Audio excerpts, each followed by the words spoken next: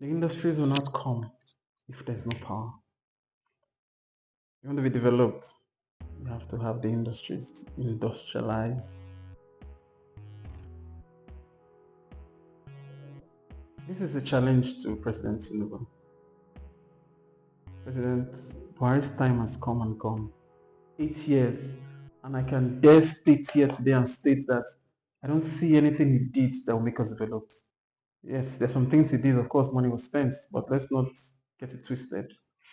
All that was done will never take us out of this underdevelopment. Let's have a chat with him and let's sit and say, do you know what? To be developed, you need industries. You need to be industrialized. I need a good quality of life for the people. Go back in time and say, run government as it should be. The salaries, the ministries, let's take it gradually, but take all your energy, pack, and throw it in power. And decentralized power. Each state is separated by boundaries, right? Were marked. Each state should know where its boundary ends. Anything, any place in that your boundary is yours. Take care of it. Some people will say that's true federalism. So why are we practicing non-true federalism? Handle your state. And you give a matching order to all the governors. One of the stories they keep telling us is, yeah, we can produce more power than we're currently doing, but if we do, there's no transmission system to take it across. If you need to build a transmission system, since 1999 to date, even if you're building transmission system for the whole of Africa, wouldn't you have done it? Now it's smaller. Build a transmission system for your state. Don't keep wishing all of a sudden Nigeria will just have 24 hours light. No, it's going to start gradually. You have the states that have the capacity already by default. Give them the order. And it's funny why we just have to have light 10 hours a day, 5 hours a day. Why? Inconsistent. It comes, it goes. How disorganized are we? This is what Tinubu. In your 4 years after you are done, and even if it's 8 years, for now, his election mandate is 4 years. Your 4 years after you are done, mark my words, you would have achieved nothing to make this country developed if you don't fix power. And you don't have to carry the burden as one. You can break the burden into 37. When he said things happen because now people gave it energy, give it time, give it their resource, it's another way of saying it's not be an easy task. Have meetings with these 37 people. It's very clear that something different needs to be done. Ask the governors whatever they are doing, and power is not among, it's not top priority.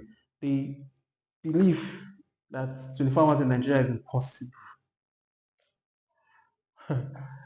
America has nuclear reactors, has solar, has wind, gas, everything. And I was just reading through. We have about 93 nuclear reactors. Nigeria doesn't have one. Just one. And probably that one can serve the country, at least based on our current need. Remember, America is 10 times your land mass. So they needed 93, probably you need 9. But even start with 1. There are a lot of people you are going to talk to come to Nigeria, there's a place to invest. And I did Foreigners come here and look at the situation like, you know what, it's still better to just send them the goods. We cannot come and manufacture here. What are you going to tell them, that you give them what? You will do what? The only thing that will attract them is basically telling them you have a conducive environment. Yes, the other environmental factors will come to play. You have to also champion that. But the first thing that will make them even start considering you, it's power. My history may not be too clear, but I think this is what happened in Americans' independence. I think in about 13 colonies became independent first before the other parts. You have 36 states. Should I even call it 37 bodies? Yeah, I call it, you have 37 bodies. Imagine 13 of them faced power in their 4-year tenure, like dedicated squarely, their whole resources went there. And after your tenure, you say, out of 37 bodies, 13 of them are now fully electrified 24 hours a day.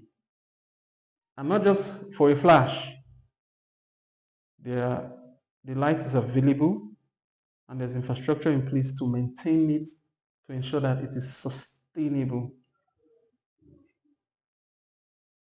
Think about it. Have meeting with these governors. All of you left office after 4 years. I know the time might not be the same, but you all left office after 4 years. And you're able to either finish or almost finished power issues in your state. That's all you did for the people. The other parts of governance were just as they were, maintaining as much as you can, but your energy was focused on light. And as you are leaving, you say, well, I have done this bit. Same thing applies as the governor championing it. It might not be the whole state championing at the same time. You can take it, local government, at a time. This is how you will change. If this mentality was adopted, say, let's say the 4 years just when independence started in 1999 was a lot of learning process. It was adopted 4 years after 1999, and it started building. Till date, I don't think there's any governor that will come out and say his state does not have 24 hours light. The alternatives, there are variations, both in price, both in quality, both. Do the research. Let me say be a leader. It's not an armchair's job. It's move around. That's why I love when you see people that at the helm of affairs that can't even move. I'm like, so how do you even see, interpret, and take a decision? They cannot tell me other countries are doing it, but my country cannot.